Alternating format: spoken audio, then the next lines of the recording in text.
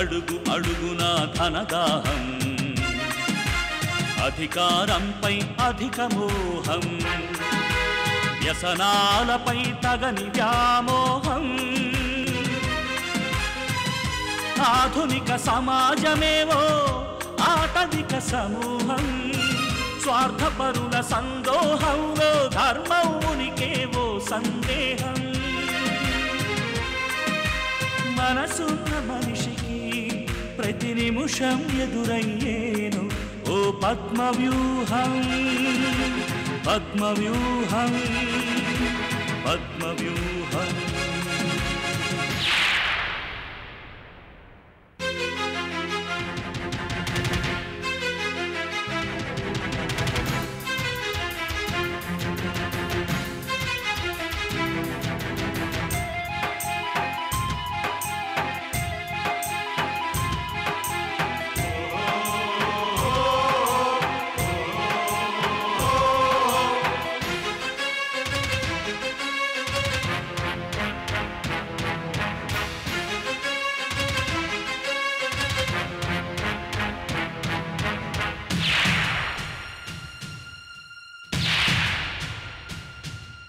ప్రతి కదలిక వెనుక ఓ లాభానికై చింత, అవసరం లేకుంటే అరక్షణమైన నిలువరు నీ చెంత.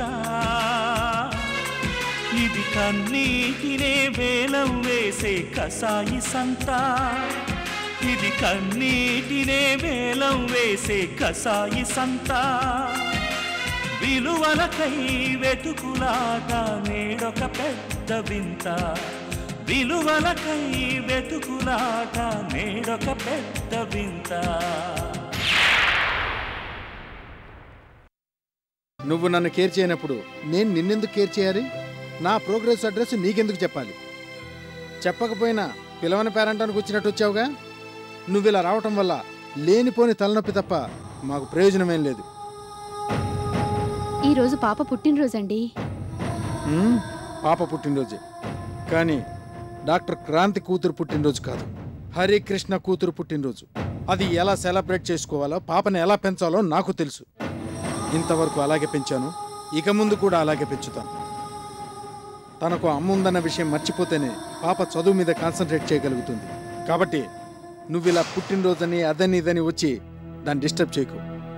ఇక ముందు స్కూల్ దగ్గర గాని ఇంటి దగ్గర గాని కలవటానికి ప్రయత్నించకు. దాని భవిష్యత్తు నాశనం చేయకు. ఏ తల్లి కూతురు భవిష్యత్తు నాశనం కావాలని కోరుకోదండి. ఒక్క నువ్వు తప్ప. ఆ జ్ఞానమే నీకుంటే కొంపలోంచి బయటికి పోయేదానివే కాదు. ఇంతవరకు చేసిన చాలు. ఈ విషయంలో డిస్కషన్ అనవసరం. మేం బయటికి వెళ్ళాలి. నువ్వు త్వరగా బయలుదేరితే మంచిది. ఏంటి ఇంకా నిలబడ్డావు? చెప్తుంది నీకే.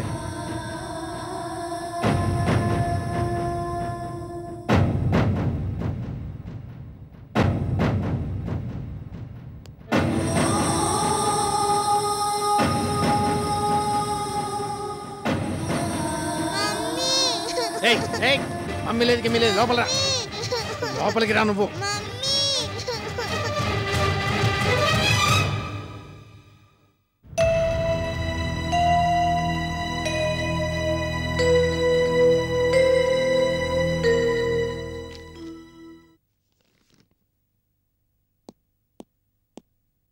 నమస్కారం అమ్మా.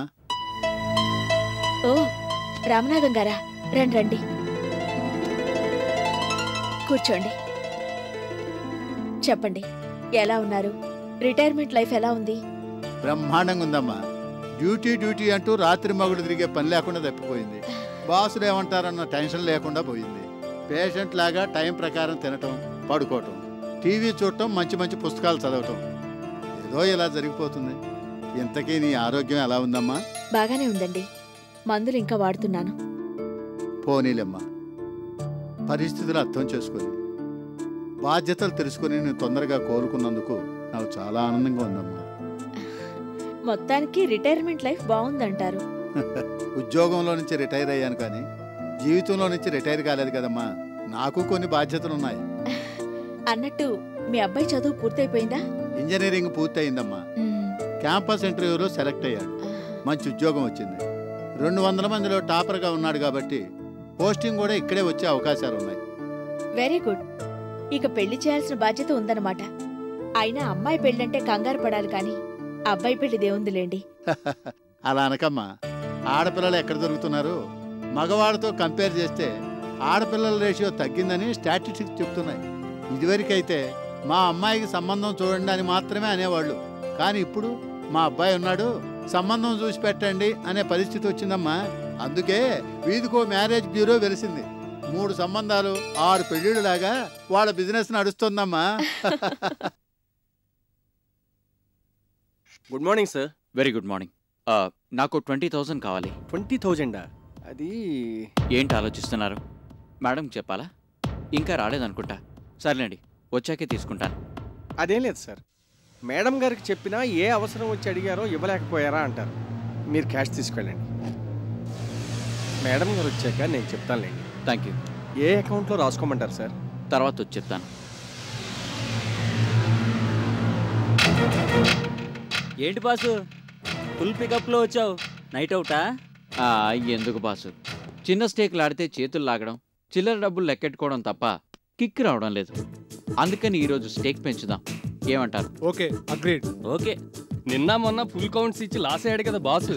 ఈ రోజు జాక్పాట్ కొడదామని ఫుల్గా ప్రిపేర్ అయ్యి వచ్చినట్టున్నాడు. ఎస్, పోయిన చోటే వెతుక్కోమన్నారు పెద్దలు. ఇంకా లేట్ ఎందుకు? Let's start.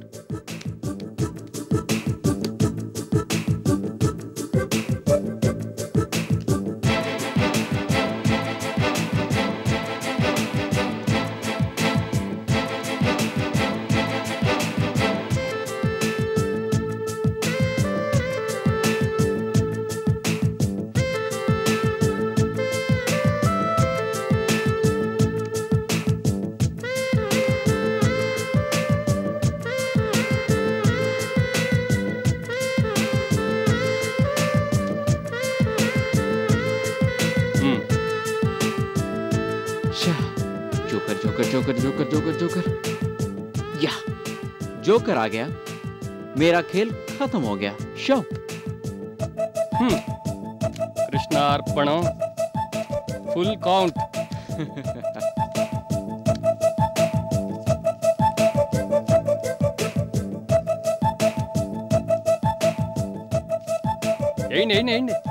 కానివ్వండి.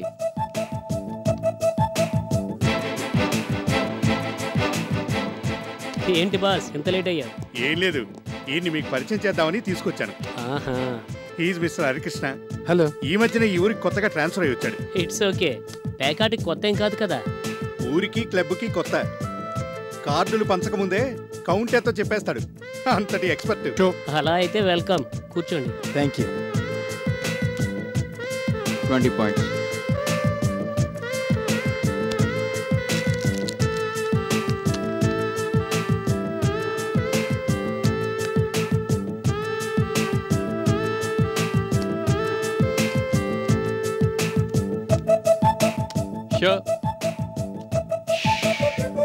మళ్ళీ షో కొట్టావా? ఇవ్వు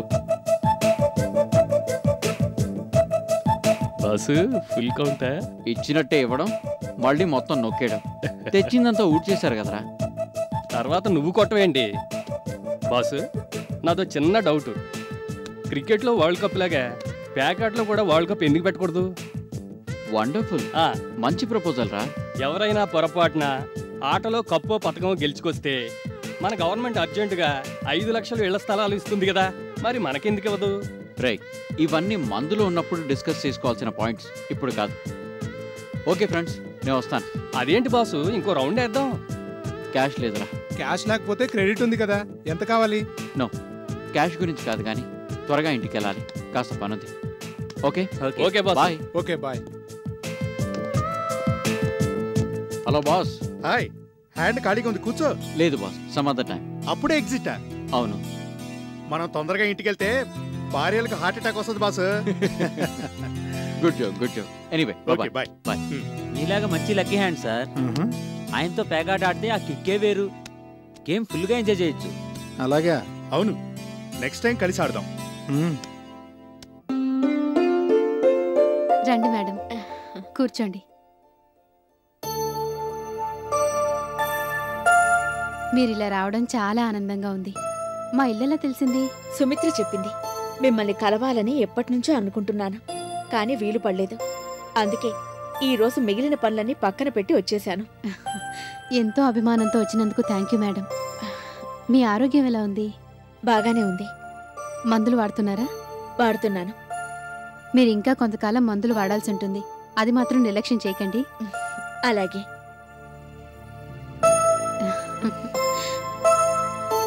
ఆయా, పాప బాగా ఏడ్చి అల్లరి పెట్టిందా? లేదమ్మా, బానే ఆడుకుంది.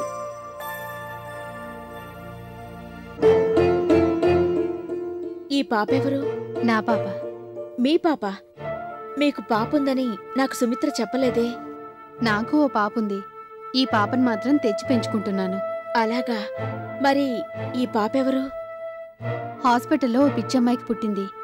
పాపకి జన్మనిచ్చి ఆవిడ చచ్చిపోయింది. పాలిచ్చేవాళ్లు కూడా లేక ఆకలితోనే పాప చచ్చిపోయే పరిస్థితి వచ్చింది. నా తల్లి మనసు ఊరుకోలేదు. ఆ క్షణంలో పాప ప్రాణం నిలబెట్టడం తప్ప వేరే ఏమీ గుర్తుకు రాలేదు. అందుకని నాతో పాటు తీసుకొచ్చాను. మీ వాళ్ళు ఒప్పుకున్నారా? ఒప్పుకోలేదు. ఈ పాప ఉంటే నీకు ఇంట్లో చోట్లేదని నా భర్త ఖచ్చితంగా చెప్పేశారు. పాపను వదులుకోలేక నేనే ఇంట్లోంచి బయటకొచ్చేశాను. చాలా రిస్క్ తీసుకున్నారు. అందుకు నేను బాధపడటం లేదు మేడం. నా సొంత కూతుర్ని కూడా తెచ్చుకుందామని చాలా ప్రయత్నం చేశాను. కానీ నా భర్త ఒప్పుకోలేదు. అదే నన్ను ఎక్కువగా బాధపెడుతోంది. మీరు విడాకులు తీసుకున్నారా? లేదు. ఈ పాప విషయంలో తప్ప మా ఇద్దరి మధ్య వేరే గొడవలేవీ లేవు. మీ పాప మీ వారు ఇప్పుడు ఎక్కడుంటున్నారు? శాంతినగర్లో. ఈ మధ్య ఆయన ట్రాన్స్ఫర్ మీద ఇక్కడికొచ్చారు. కానీ ఆ విషయం కూడా నాకు చెప్పలేదు. ఓ రోజు ఆయన పాపం స్కూల్కి తీసుకెళ్తుంటే అనుకోకుండా చూశాను. అప్పుడే తెలిసింది వాళ్ళిక్కడ ఉంటున్నారని. మీ జీవితంలో ఇంత విషాదం ఉందని నాకు తెలీదు డాక్టర్. ఆనందంగా కలిసి కాపురం చేయాల్సిన మీరు ఓ చిన్న కారణం వల్ల విడిపోవడం బాధనిపిస్తోంది. తప్పదు మేడం. నేను, నా భర్త, నా పిల్లలు, నా కుటుంబం అని గిరిగీసుకొని కూర్చుంటే ఏ సమస్యలు రావు. కానీ అందరూ అలా అనుకుంటే మానవత్వం అనే పదానికి అర్థమే లేకుండా పోతుంది. స్వార్థానికి మానవత్వానికి జరిగిన యుద్ధంలో మానవత్వమే గెలిచింది. అంతవరకు మిమ్మల్ని అభినందించొచ్చు. నాకైతే మానవత్వం వదులుకోకుండానే మీ పరిస్థితి చక్కదిద్దుకోవచ్చు అనిపిస్తోంది. మా ఆయనలో ఓ గొప్ప మార్పొస్తే తప్ప అది సాధ్యం కాదు మేడం.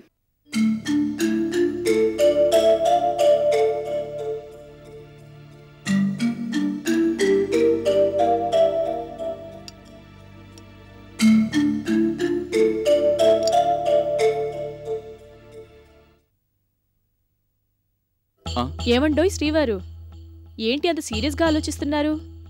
ఆర్థిక సమస్య లేక ఆఫీస్లో ఏదైనా ప్రాబ్లమా? అదేం లేదు. మరైతే దేని గురించి ఆలోచిస్తున్నారు?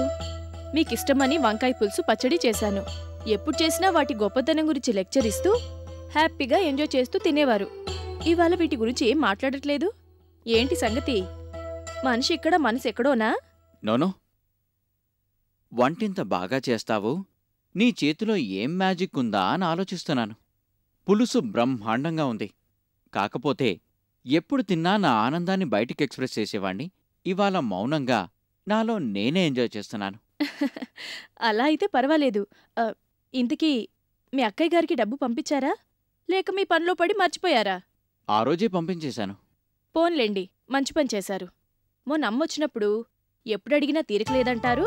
ఓ 4 రోజులు మా ఇంటికొచ్చి ఉండకూడదా అని అడిగింది. వెళ్ళొచ్చు, 4 రోజులేం కర్మ, నెల రోజులు కూడా ఉండొచ్చు. కాని మనకి తీరికేది? నాలాంటి వాడికి తీరిక దొరకాలంటే ఏ జబ్బో చేసి మంచమైనా ఎక్కాలి, లేదంటే ఏదైనా తప్పు చేసి జైల్లో అయినా కూర్చోవాలి. అవే మాట్లాడండి. తీరిక లేకపోతే పోయింది. అలాంటి ఏం వద్దు బాబు. సమీరా, లైఫ్ ఎంజాయ్ చేయాలంటే పెట్టి పుట్టాలోయ్. అది మన జాతకంలో లేదు. అదేంటి ఒక్కసారిగా వేదాంతంలోకి వెళ్ళిపోయారు? అదేం కాదు, మీకు తెలివితేటలున్నాయి, సిన్సియారిటీ ఉంది, డిసిప్లిన్ ఉంది. కాబట్టి మీ ఫ్యూచర్ కూడా బ్రహ్మాండంగా ఉంటుంది. So don't worry, be happy. తినండి. వెరీ గుడ్, మంచి ఐడియా. స్టార్ట్ చేస్తే మాత్రం బాగా వర్కౌట్ అవుతుంది. కంపెనీ ప్రాఫిట్ గ్రాఫ్ బ్రహ్మాండంగా పెరుగుతుంది. With in a short time you will be on the top 10 list. Thank you madam. అయితే ఇది నా ఒక్కడి వల్ల అయ్యే పని మాత్రం కాదు మేడం. ప్రస్తుతం మార్కెట్ సర్వే చేస్తున్నాను. బడ్జెట్తో సహా ఫుల్ డీటెయిల్స్తో ప్రాజెక్ట్ రిపోర్ట్ రెడీ అవగానే మిమ్మల్ని కలుస్తాను మేడం. మీ సలహాలు సూచనలు నాకు చాలా అవసరం. అవే నన్ను గైడ్ చేయాలి. ష్యూర్, తప్పకుండా చేస్తాను. నా అనుభవం నీకు ఉపయోగపడుతుందంటే అంతకంటే ఆనందం ఏముంటుంది? వన్ మోర్ థింగ్, ఇలాంటి ప్రాజెక్టులకి బ్యాంక్స్ కూడా ఫైనాన్స్ చేస్తాయి. ఈ విషయంలో నువ్వు తాతయ్య హెల్ప్ కూడా తీసుకోవచ్చు. అలాగే మేడం. అమ్మా, నేను ఆఫీస్కి వెళ్తున్నాను. ఎలా వెళ్తావు? కారు బయటికి పంపించాను. వచ్చేసరికి టైం పడుతుంది. పర్వాలేదమ్మా, నేను ఆటోలో వెళ్తాను. ఆఫీస్లో అర్జెంట్ మీటింగ్ ఒకటి ఉంది. తేజ, నీకు అర్జెంట్ పనేం లేకపోతే సుహితను ఆఫీస్ దగ్గర డ్రాప్ చేయి. అలాగే మేడం. ఆయన్ని ఎందుకమ్మా ఇబ్బంది పెట్టడం? నేను ఆటోలో వెళ్ళిపోతాను. నాకేం ఇబ్బంది లేదండి. నేను ఎలాగో అట్టే వెళ్ళాలి. ఆన్ ది వే మిమ్మల్ని డ్రాప్ చేసి వెళ్తాను. సరే, వెళ్ళొస్తాను మేడం. ఓకే.